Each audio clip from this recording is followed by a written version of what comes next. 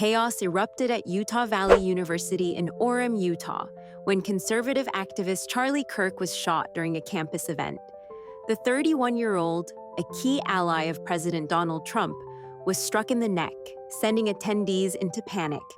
As soon as the shot rang out, video clips flooded social media. What began as a campus appearance turned into national breaking news.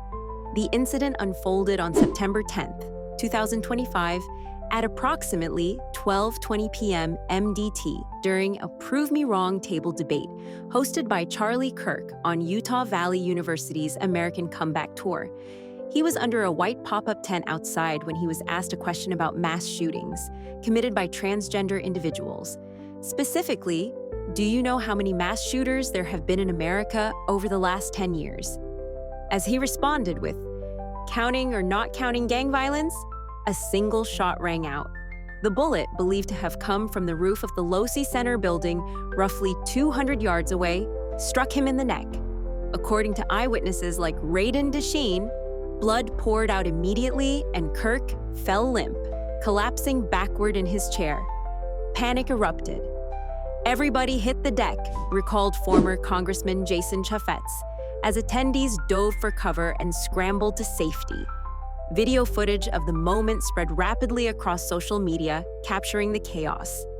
Kirk slumping, crowd fleeing, and onlookers making frantic calls. His security team rushed him away and he was taken to a hospital. Authorities later confirmed the event had about 3,000 people in attendance, many seated around the debate setup, and that just one shot had been fired.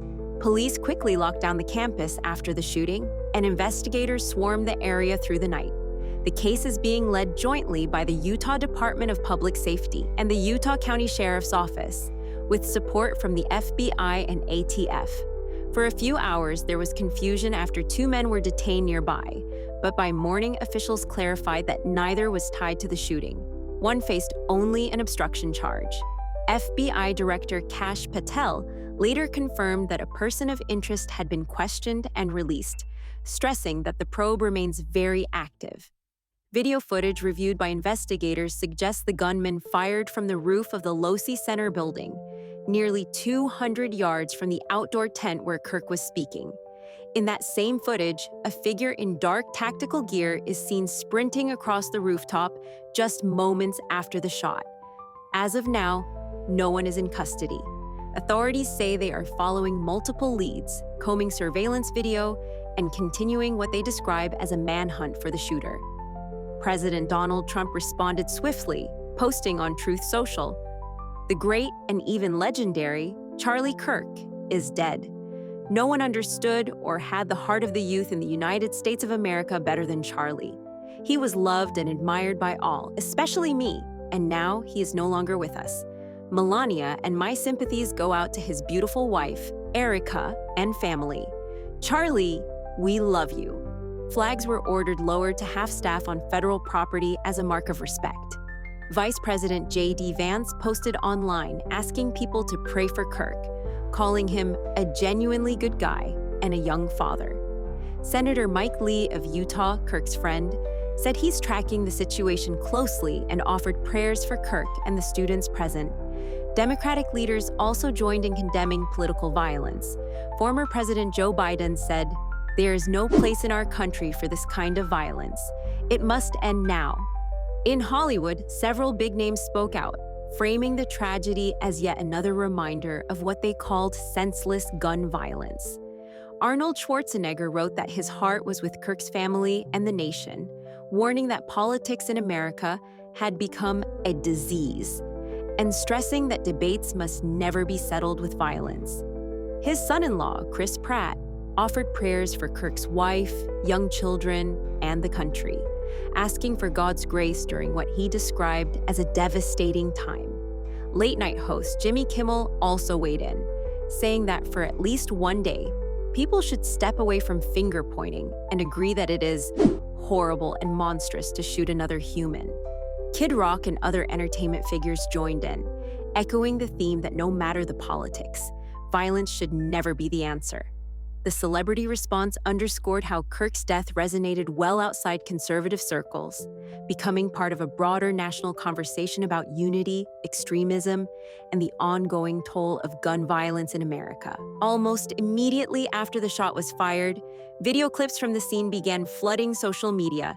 Cell phone footage captured the moment Kirk collapsed, blood pouring from his neck as security rushed to pull him away. People in the crowd could be seen ducking for cover, some screaming, others frozen in shock. Within hours, those clips went viral across X, Instagram, and TikTok, racking up millions of views. Many users expressed disbelief, others shared outrage, and political debates quickly erupted in the comment sections.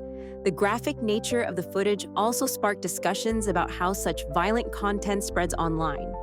While some platforms tried to limit circulation, the clips kept resurfacing as people argued the public had a right to see exactly what happened. In the early hours after the shooting, these viral videos became the primary source of information for many, shaping public perception well before official statements were released. Charlie Kirk, age 31, co-founded Turning Point USA, TPUSA, back in 2012 when he was just 18. He built the organization to promote conservative values on college campuses, and over the years, it grew into one of the most visible youth-oriented political groups in America. Kirk became known for his fiery speeches, strong support for former President Donald Trump, and media presence through The Charlie Kirk Show, radio, podcasts, and social media. TPUSA's network expanded rapidly, with chapters across thousands of campuses and nearly 250,000 student members. On September 10, 2025, he was speaking at Utah Valley University in Orem, Utah, as part of TPUSA's American Comeback Tour. The event was dubbed the Prove Me Wrong debate, where Kirk often challenged students and critics to question liberal narratives. Which is that if you don't believe in God, then you cannot say that the Holocaust was wrong. Attendance was high. The tour was designed to reignite conservative voices among America's youth, and UVU was the first stop. The energy was intense. Even before the shot, the event felt charged with political tension. Then everything changed. The fact that a gunman could fire from a rooftop during a packed event on a university campus has raised urgent questions. Utah Valley University officials said security was in place, but witnesses reported there were no checks that could have prevented someone from positioning themselves outside the venue. Local police and federal agencies are now reviewing how the shooter accessed that vantage point and whether security protocols were sufficient. The university has pledged full cooperation with investigators and announced an internal review of campus safety measures moving forward. Kirk's killing has already become part of a larger conversation about the risks of political violence in America. The attack happened during what was meant to be a campus discussion, raising concerns about whether public figures can safely engage with audiences in such open settings. It also underscores how fragile the balance has become between free speech, political disagreement, and the growing threat of violence. Leaders on both sides are now pointing to this moment as another reminder of the urgent need to address safety at political events without silencing debate. In the days ahead, investigators are expected to release more details about the suspect, possible motives, and how the attack was carried out. Federal agencies are working with local police to piece together forensic evidence and eyewitness accounts. We can also expect official press conferences updating the public on charges, custody status, and the timeline of legal proceedings.